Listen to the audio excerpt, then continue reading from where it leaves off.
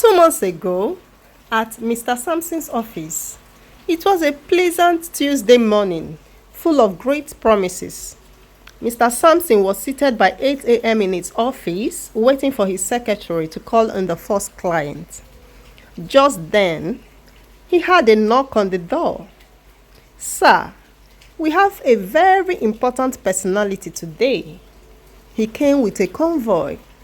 One of the men that came with him came to notify me that he is the son of the incumbent governor. The name of the young man is Dave. Mr. Sampson then adjusted his tie before he said with a warm smile, "Let him in immediately." Right at the center of the city of Amani is the office of Mr. Sampson. Mr. Sampson is a well-known gentleman, popularly known as the fixer. His business is simply to fix up relationships. So, whether you are looking for a husband or you are looking for a wife, Mr. Sampson has got you covered. He's always there to fix you up for a married relationship for a fee, of course. He has fixed countless of ladies, the rich, the sophisticated, the fat, the slim ones, the short, and even the tall ones, into their marriages. And if you're a man looking for a wife, then you are the right place. In fact, that is the core of Mr. Sampson's business. That Tuesday morning, Dave was there with his entourage because of the girl he wants to marry. Her name is Sandra. He had been trying for 3 long months to get the attention of this girl, but had failed woefully. Angry with himself, he went on to get a fitness coach for himself. Dave was worried. "I've got the money, so what is the matter with Sandra? Maybe my body is too chubby for a classy model-like girl like Sandra," he thought. So he went over to Mr. Thompson and paid him a huge sum for a special fitness class. Soon, he was thrilled at the muscle and muscle body he began to develop. Even the girls at the gym could not take their eyes off him. Haha. But they are not as beautiful as Sandra. They were all gathering around him like a swarm of bees. But Dave's heart is for Sandra. Her beauty is something else. Her smile, electrifying, and the way she catwalks is just but magical. I deserve nothing but the best, as the governor's son that I am, Dave thought to himself. So Dave went over to his fitness coach, Mr. Thompson, for his opinion. "I have been trying to get this girl for 3 long months to be my wife, but it's been difficult," he complained. At first, Mr. Thompson tried convincing him to go for other girls.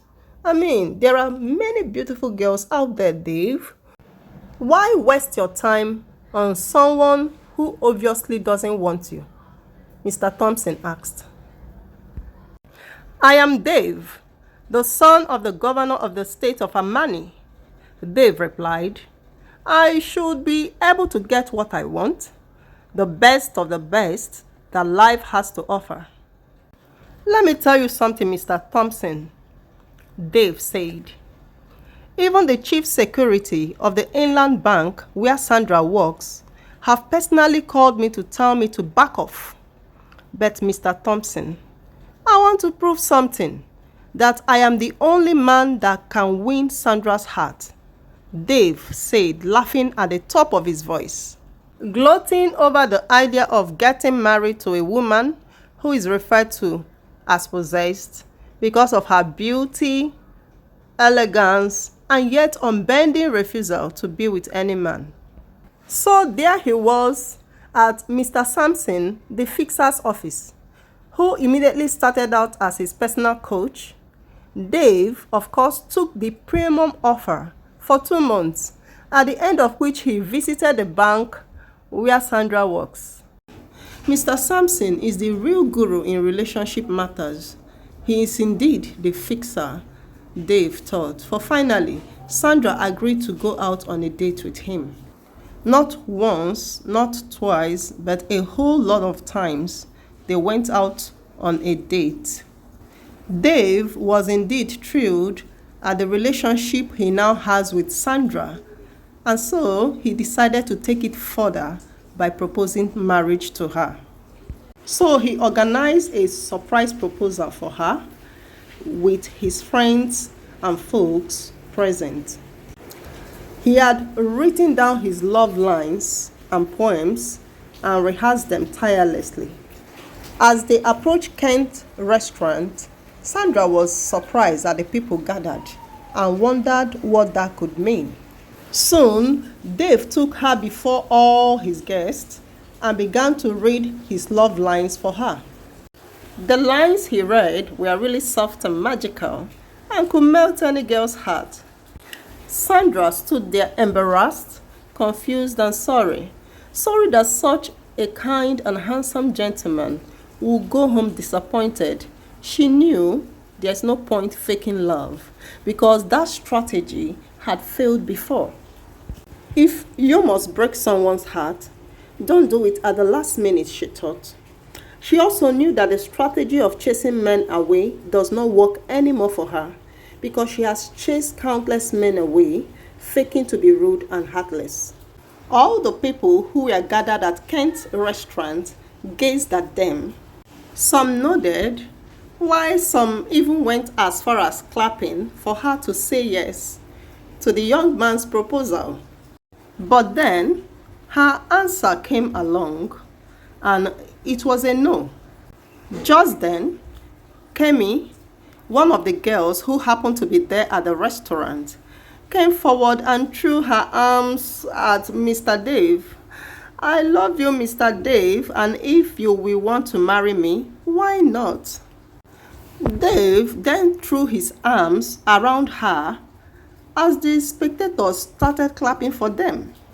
Dave was so happy with Miss Kemi, who had come to save his face at the last minute. He formally proposed to her, and they were married in a month's time. Back in Sandra's life, she continued to work tirelessly as the marketing manager of the Inland Bank. She was quite happy and relieved by Kemi and Dave's union. She even attended their wedding in a grand style, taking pictures and dancing and rejoicing with them. After Kemi and Dave's wedding, it became very clear to all her colleagues and family that Sandra is indeed possessed and cannot be in a relationship with any man. The office gossip mill churned around the number of men Sandra had chased away. And the latest gist, the straw that broke the camel's back, how she missed a whole incumbent governor's son. She must be possessed, they all agreed.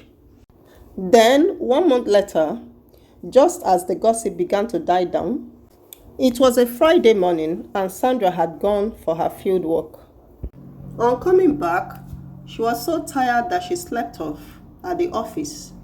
By the time Sandra was awake, her skirt was wet. She had passed urine on herself while sleeping in the office. The urine had gathered on the floor, flowing from her cubicle into the banking hall that was filled with so many customers. When she woke up and realized this, she was so embarrassed as all the customers waiting at the cubicle opposite hers saw what had happened. She hurriedly got up, not knowing what to do. In that moment, Sandra felt as if the ground should open and swallow her. She hurriedly went outside and entered her car and disappeared. News went round the whole Inland Bank concerning Sandra.